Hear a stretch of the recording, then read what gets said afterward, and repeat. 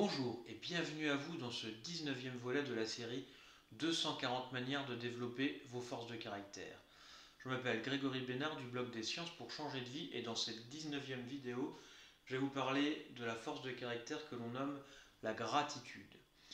Mais juste avant, si vous voulez en savoir plus sur cette série 240 manières de développer vos forces de caractère, vous êtes libre de cliquer sur le lien qui se trouve dans la description de cette vidéo juste en dessous.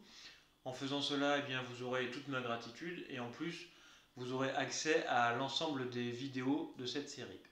Ceci étant dit, prêt à développer votre gratitude? Alors c'est parti. Voyons ensemble ce qu'est la gratitude. La gratitude, c'est la capacité à être reconnaissant des bonnes choses qui vous arrivent. Elle renvoie finalement au préalable au fait d'être en mesure de repérer ce qui est positif dans sa vie. Avant d'être reconnaissant des choses positives, encore faut-il les avoir repérées. En somme, la gratitude, fondamentalement, c'est une posture qui consiste à voir le verre à moitié plein plutôt qu'à moitié vide. Si la gratitude est une force importante pour vous, alors vous repérez et savez apprécier ce qui vous arrive de bien dans la vie. Vous êtes conscient quand quelqu'un fait une chose positive pour vous. Vous êtes reconnaissant quand vous êtes témoin d'une belle chose. Le bleu du ciel, le sourire d'un enfant, votre conjoint qui vous prépare un petit café. Et il est important pour vous de remercier même pour de petites choses. Au-delà du fait de reconnaître le positif, vous voulez remercier la source des bontés qui vous sont faites, qu'elle soit une autre personne ou toute autre entité, la nature, un animal, l'univers, selon ce qui est important pour vous et selon vos croyances. Je vous présente maintenant 10 manières pour booster votre gratitude. Celle qui est le plus connue aujourd'hui, c'est le journal de gratitude. 2 à 3 fois par semaine, juste avant de vous endormir, notez dans un petit carnet 3 choses pour lesquelles vous êtes reconnaissant. Que ce soit des choses banales comme un enfant qui vous a souri, un collègue qui vous a aidé, ou des choses plus extraordinaires comme, je sais pas, le fait d'en avoir eu un enfant ou de s'être marié dans la journée. Faites cela 2 à 3 fois dans la semaine et notez les effets que cela vous apporte. Et puis ensuite arrêtez et revenez-y dès que vous en avez envie. Lorsque vous fêtez une réussite, remerciez ceux qui y ont contribué.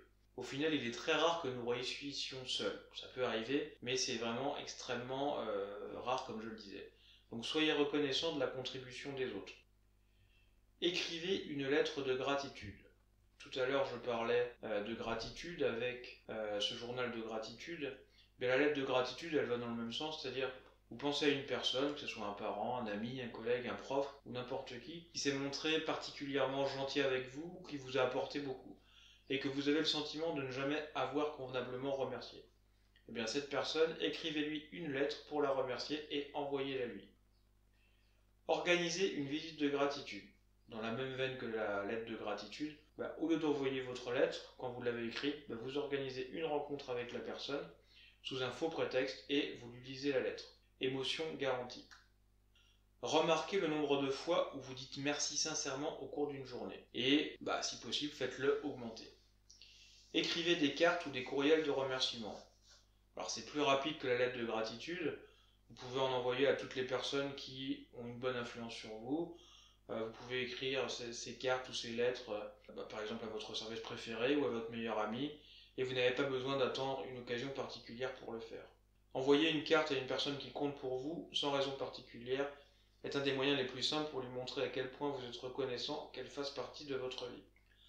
Rendez service à ceux qui comptent pour vous. Ça peut paraître banal, mais la gratitude passe par là. Et ne rendez pas service, je dis pas que vous le faites, mais ne rendez pas service seulement parce que vos amis vous ont aidé récemment ou parce que vous voulez quelque chose en retour. Rendez vraiment service parce que les personnes sont importantes pour vous et parce que vous souhaitez leur faciliter la vie. Montrez votre affection aux autres. Effectivement, le fait de montrer son affection, de faire des câlins par exemple, va dans le sens de la gratitude. Être tendre avec les personnes à qui vous tenez est un très bon moyen pour exprimer sa reconnaissance. Donc faites des câlins, mettez vos bras autour des épaules de vos proches, embrassez souvent vos enfants, votre conjoint. En étant affectueux, vous montrez aux personnes qui font partie de votre vie à quel point vous les appréciez. Faites une liste de toutes les choses positives de votre vie et remerciez les sources de ces bienfaits. Par exemple, vous êtes en pleine santé, remerciez l'univers pour cela. Voilà, faites une liste de toutes ces choses-là qui sont bien dans votre vie. Changez de regard sur les difficultés que vous rencontrez. Une des manières de le faire, c'est de se demander à chaque fois que vous rencontrez une difficulté ou un problème, qu'est-ce que ça vous apprend? Et ce que ça vous apprend pourra donc devenir une source de gratitude. Les gens qui éprouvent de la reconnaissance n'ont pas une vie plus facile que la vôtre, ou que la mienne. En fait, bien des gens qui ont adopté l'habitude d'être reconnaissants ont beaucoup souffert. Mais ces personnes ont pris conscience que si l'on ne peut pas toujours changer la situation, le fait d'identifier ce que telle ou telle situation difficile leur apprend permet de rendre les événements plus faciles. Voilà, cette vidéo arrive maintenant à son terme. Je vous remercie de la partager un maximum autour de vous pour faire découvrir ce projet 240 manières de développer vos forces de caractère et le blog des sciences pour changer de vie. Notez dans les commentaires vos propres idées et techniques qui vous permettent de développer et d'entretenir votre gratitude. Merci d'avance pour votre contribution. Je vous donne rendez-vous dans l'épisode suivant où nous parlerons d'optimisme. En attendant, vous pouvez télécharger gratuitement mon e-book Les 5 clés scientifiques du bonheur en cliquant sur le lien qui se trouve dans la description de cette vidéo juste en dessous. Abonnez-vous à la chaîne YouTube du blog en cliquant sur la petite fenêtre qui va bien en bas à droite de cette vidéo pour recevoir encore plus de contenu. Je vous souhaite une bonne transformation en compagnie des sciences et je vous dis à bientôt.